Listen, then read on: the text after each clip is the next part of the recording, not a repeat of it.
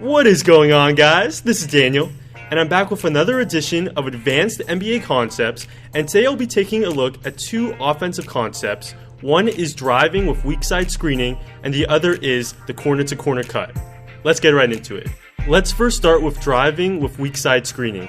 This is a good way to get a drive to the basket with poor weak side help. So Wesley Matthews will run off a double screen about the same time as Harrison Barnes gets the ball. And what happens is this occupies the weak side defenders, particularly the rim protector Steven Adams, who's looking away from the ball, occupied with the screens, and so Barnes sees this, drives, and gets a dunk. This set could have been designed particularly to get Barnes to drive toward the basket, but more likely they were looking for Matthews off the screen, and Barnes just saw the opportunity to take it to the rim. Here's another example. Beal runs off a double screen, and this draws the attention of both Horford and Amir Johnson, two guys who would protect the basket. Wall sees that their heads are completely turned, so he decides to take his man one-on-one, and he draws a foul. On the last two clips, it were bigs, the primary rim protectors, Steven Adams and the Celtics bigs, who were distracted. That is not the case on this play, as Robin Lopez, the Bulls rim protector, is not being distracted at all or involved in any screening action. But the Pacers still do have an off-ball down screen, and this occupies two weak side defenders for the Bulls. The effect is, on the drive, Taj Gibson is too high and not ready to drop low and help the helper, so Lopez steps up, but George is able to deliver a pass to Turner for the dunk. In simpler terms, an off-ball screen paired simultaneously with a good hard drive results in terrific things. In terms of what type of screen works best, it doesn't really matter. A down screen is fine. Here it's a screen by J.R. Smith for Tristan Thompson. Thompson will go set a ball screen for LeBron. This is a very common type of screen, but on this play, because of the initial screen, Gortat is distracted, focused on fighting over the screen. LeBron drives, Gortat doesn't step up, 2 points. What's interesting about this play is that it wasn't a down screen Gortat had to help on, it was a screen on Gortat himself. So he's completely squashed here, and yeah, he didn't step up because he was dealing with the screen and occupied and didn't see LeBron drive. But even if he did see LeBron drive, he may not have been able to get over there because Smith was setting an actual screen. That alone is a fascinating concept.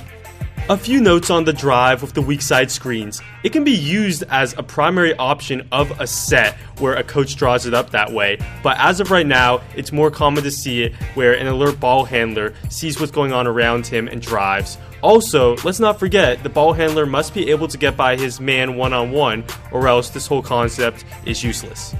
Moving on to the corner-to-corner cut. I've only seen this twice, the first time by Ian Clark. So the Warriors post up Durant, and Gobert will come over. He won't quite double the post, but he'll come over enough so Shelvin Mack has to drop low to take away Zaza. Mack is guarding Ian Clark, and Clark, instead of just standing in the corner, sees what's going on, sees Mack is occupied, sprints corner to corner, and gets a wide open three.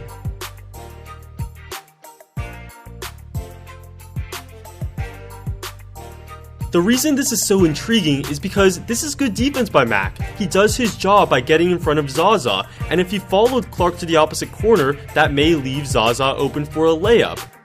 A reason not to get too excited about this strategy is that on this clip, notice how Gobert didn't really double Durant, so it wasn't too difficult for Durant to survey the scene and make the pass to Clark. If Utah had brought a hard double, maybe Durant wouldn't have had the time to find Clark. Still, a very interesting concept. So, this could be an interesting strategy versus a post double. The other time I saw this wasn't versus a post double. Kawhi was simply dribbling on the perimeter, and Danny Green sprinted corner to corner. Draymond Green lost sight of Danny Green, and Green gave Green a Danny got an open three in the corner because of this cut. This cut is most fascinating when it is a post double or maybe a drive and the defense double teams the ball handler because it does take advantage of the rotations the defense is making. While on that last clip, Danny Green took advantage of Draymond simply because Draymond lost his man, and that's fine. That'll happen. Defenders lose track of players all the time. It's just not as repeatable. And I do want to emphasize, this isn't something NBA coaches are teaching. Those were just 2 instances of Clark and Green freelancing, but it caught my eye, and I do think it could be taught, and it could be a useful tactic. Well, there you have it, guys. I hope you enjoyed the video, hope you learned something from it, and this may be my last advanced NBA concept video in a little while because the playoffs are coming, and I want to provide coverage on that. But 3 advanced concept videos, that's a lot. Squeeze as much value out of these videos as you can. What I want you to do with these videos is watch them, take in the information, and then think about them. Think about how this cut compares to that cut, how this way of defending the pick and roll compares to that way, things like that.